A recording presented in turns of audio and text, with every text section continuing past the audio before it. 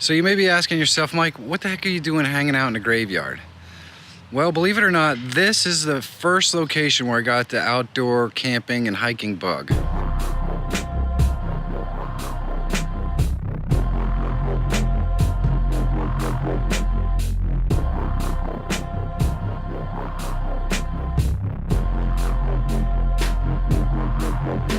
I know it seems strange, but I was always fascinated by the age of these old gravestones, and they were old when I was a kid, and now they're really old.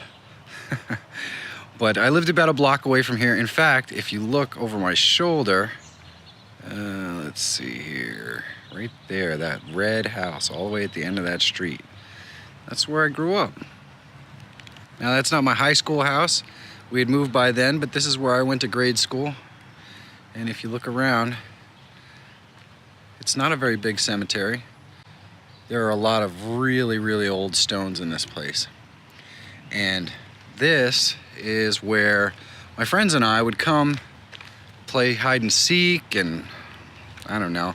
We never really thought about whether it was disrespectful to the people who were buried here. It just seemed like a fun place to play.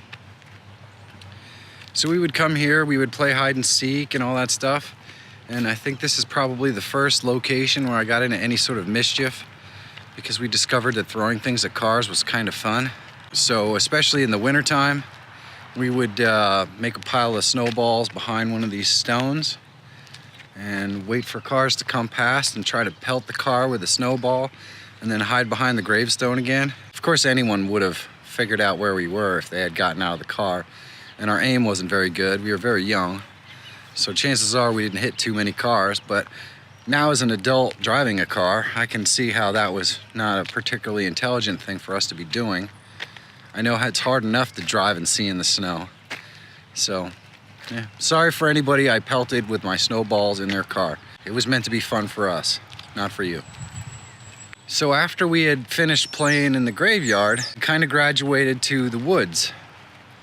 And I'm gonna see if I can walk over and show you where we used to play and give you a little bit of backstory about why it was so fascinating and interesting to us. I don't even know if I can still get there, but we're gonna walk over there and take a look. In the meantime, we'll take a look at some of these gravestones, because they are, some of them, exceptionally old. This is one of the more unique stones I've ever seen. 1901.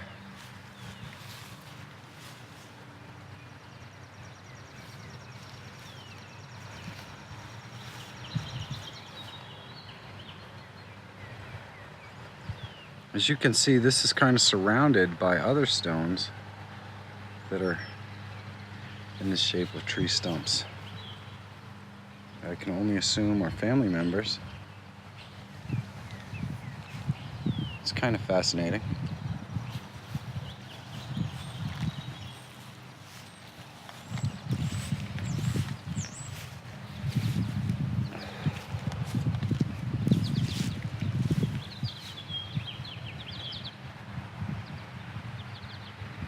This is really old.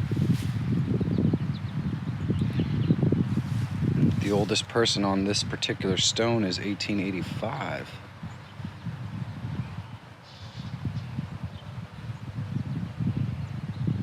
That's amazing. But here it is. Here's our entrance into Wonderland. Right along this hill, we would dig in those areas and find all sorts of what seemed like ancient stuff to us. Bottles, and we would take these trees and build forts out of them. Do all kinds of fun stuff. Oh, to be a kid. I wouldn't be shocked to go back in there and find one of our old forts again. But unfortunately, there's like 15 people watching me here. So sneaking off into the woods probably isn't my most fantastic idea today. Just sitting here right now kind of brings back all those memories of goofing around in these woods as a kid. It's another one of our childhood hangouts. This is only about a half mile from my house. As you can see, there's all sorts of geese just hanging out and doing their thing. It was nice. A little too much garbage here for my taste these days, but I'll show you around anyways. So that's just a few of the areas growing up as a kid that turned me on to be the hiking fiend and the outdoorsman that I am today. And I'm certainly not what anyone would call a prepper. I'm a glamper. I like comforts in my camping and that sort of thing. I can't help it, but I will absolutely hike and rough it to the most remote locations to get those views, to see those things. So, I don't know what that makes me. Makes me a half and halfer maybe, but it works for me.